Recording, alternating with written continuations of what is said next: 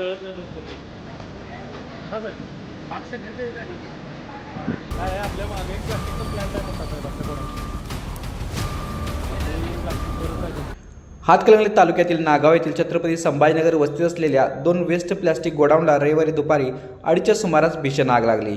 या आगीत सुमारे 55 लाख रुपयांचे नुकसान झाल्याची प्राथमिक माहिती असून सुदैवाने कोणतीही जीवितहानी झाली नाही. जावेद शरफुद्दीन मोमीन यांचे सहारा ट्रेडर्स आणि रफिक रसूल सोमरे यांचे हिंदुस्तान प्लास्टिक या गोडाऊनमध्ये गेल्या 6 वर्षापासून वेस्ट प्लास्टिकचा व्यवसाय सुरू आहे. कामगार जेवणासाठी शेजारील शेडमध्ये गेले असता गोडाऊनच्या मागील बाजूने धुराची लोट दिसू लागले. आग विझवण्याचा प्रयत्न केला असता प्लास्टिकमुळे ती झपाट्याने पसरत गेली. आगीमुळे 5 ते 6 किलोमीटर परिसरात काळ्या धुराची लोट पसरले.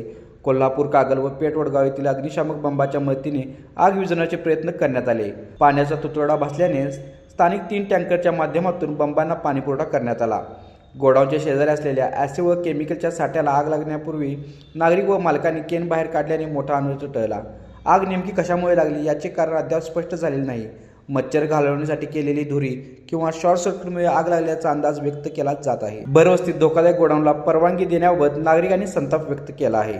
आग आटोक्यात आणण्यासाठी कोल्हापूर महापालिकेचे अधिकारी दस्तगीर मुल्ला, चालक नवनाथ साबळे, अनिल मुगदुम, तांडेल वामन चौरे, फायरमन उदय शिंदे, अभय कोळी, गिरीश गवळी, अक्षय शिनगारे, आशिष माळी व कागल नगर परिषदेचे चालक भास्कर माने, लीडिंग फायरमन रणजित साठे, फायरमन रणजित कांबळे, बाळासो कांबळे व मदतनीस, तर पेठ वडगाव यातील तलाठी सरदा अंबकर, नागाव पंचायत समिती सदस्य अरुण गवळी, विजय पाटील, पोलीस पाटील बाबासो पाटील, अभिनंदन सोळांकुरे, गणपती माळी, उपसरपंच सुधीर पाटील, भीमराव खाडे, कोतवाल, असलम मुल्लानी हेही यावेळी उपस्थित होते.